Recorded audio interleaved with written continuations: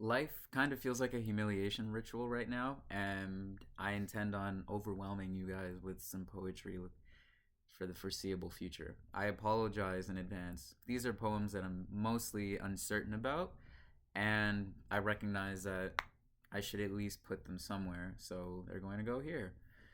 Don't know what you'll think, and I'm going to hide poems under one another, so I believe I'll be doing two poems a day for the next 2 days. However, I do not want to set expectations because I'm also unsure about that. All I know is I'm creating these right now, but I don't know what I'm going to do with them. So this first poem I'm so sorry, is called Disoriented. As you can probably see in my eyes right now, rushed home from school and I actually have a reasonable sweater on. Isn't that crazy? I don't look like I just woke up. So here we go. This is a lot, but I trust that you can hold it. Inspired by all of those who were forced by environments to teach a fish how to fly, or forced to become the fish that flies a plane. It's not supposed to be serious. Inspired by those who may have been told that they were not smart, but the question is smart by whose system? Whose hand determined that? And did they even know you? I am now seeing that this is a continuation of All Intelligence is Fire, which is an earlier poem on my page. What would it mean and or look like to stop participating? Destroying the ones it depends on, then depending on the ones it destroys. They say you are lost as if losing is a personal hobby, as if the map was fair, as if the compass did not come factory set. But listen to the word disoriented, a small word that carries a whole empire in its mouth. Orient is hiding in the middle like a quiet throne, like a north that calls itself natural, like a direction that never admits it was chosen. And dis is the bruise around it, the prefix that pretends you fell when you really were pushed. Because this is how power likes to move, as infrastructure, invisible, not with sirens, not always with hands that can be seen, but with rooms that teach you where to stand before anyone says stand. Upon reading this, I realized that I sound paranoid a lot more times than I don't.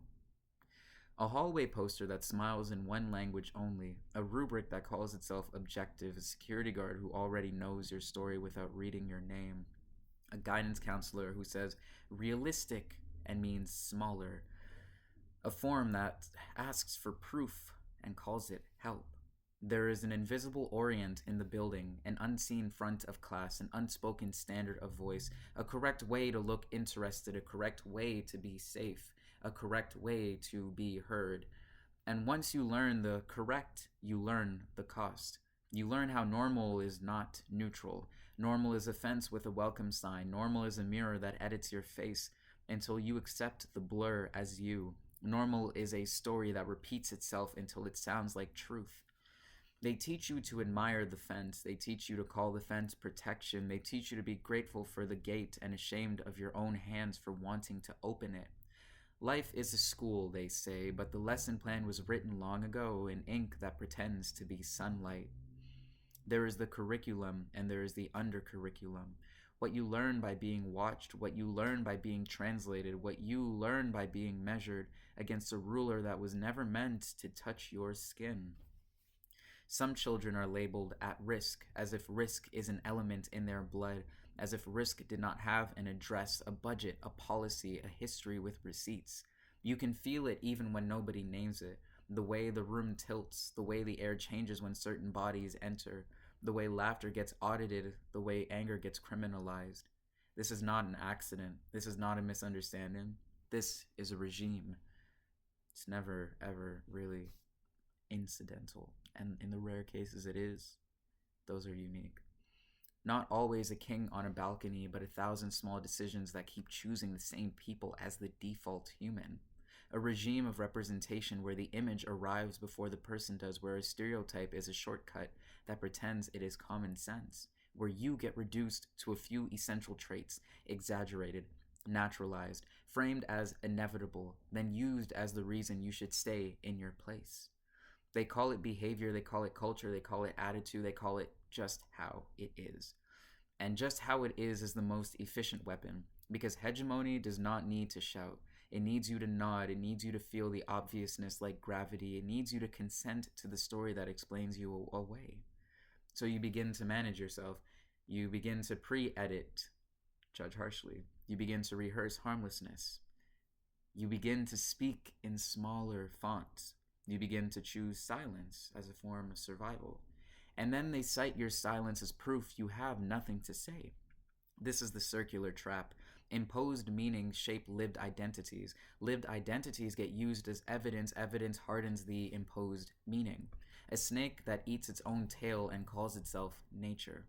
And underneath the rational talk, underneath the policies and progress reports, there is the secret engine: fear, desire, fantasy. The other becomes a screen they project onto you.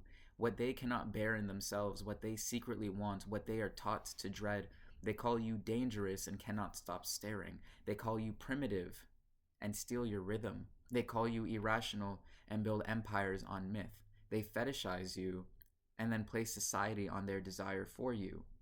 To keep Europe civilized, they needed an Orient to be uncivilized.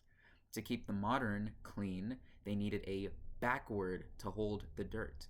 To keep the self stable, they needed an other to carry the instability. So the classroom becomes a small colony.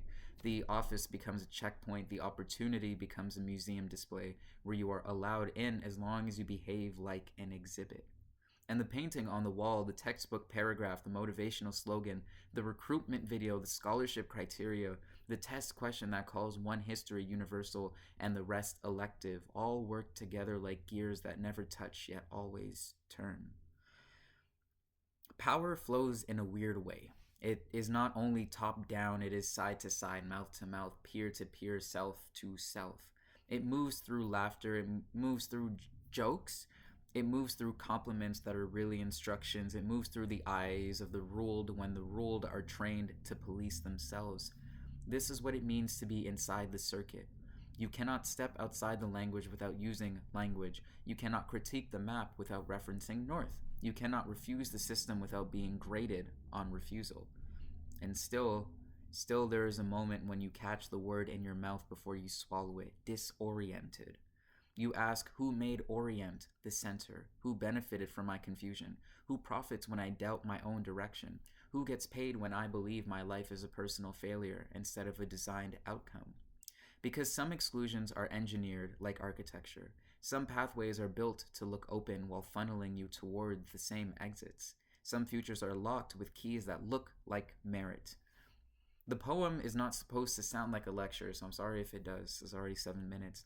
It is a flashlight. It is a hand on the wall feeling for the seam where the natural was stitched. It is a refusal to call the wound a personality. It is naming the invisible orient so it can stop pretending to be air. It is remembering that being disoriented does not mean you are broken. Sometimes it means you noticed the room was tilted. Sometimes it means you are learning to build a different north. And that is the beginning, not pure, weird ending. And that is the beginning. Not standing above power, but tracing its routes and interrupting the way it teaches children to mistake a cage for a classroom. And if that seems impossible, I'm going to leave you off with some really cliche school poster adage irony. They make it impossible, but remember that impossible is only a thing to do. As Chris Nielsen said, what some folks call impossible is just stuff they haven't seen before. Keep redefining, keep making your own orient, and keep being, existing, loving, pushing, breathing, resting, and loving. So I should end the poem right here. However, I felt compelled to discuss or just say this quickly. I naturally recognize my own conditioning in making remarks about countries or just remarking where certain things are on the map. And one day a video came upon my page and it was, I believe, two very, very amazing people debating.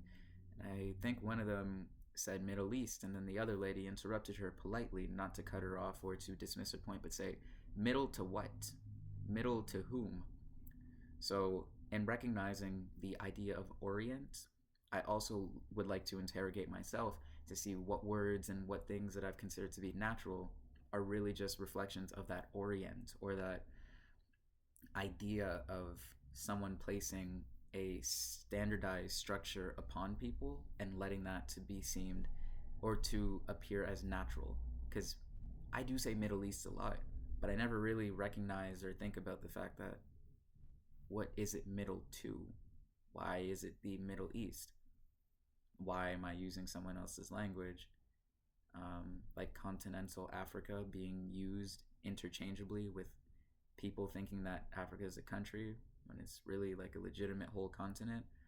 Um, when I consider Canada, I don't say North America as a whole, I say Canada. But when discussing, I don't know, maybe I'm reaching. Maybe I'm reaching into nothing. But there's the poem. We'll see if I even post this. I'm not sure. And if I do and this is involved, oh, I'm sorry. Love you dearly.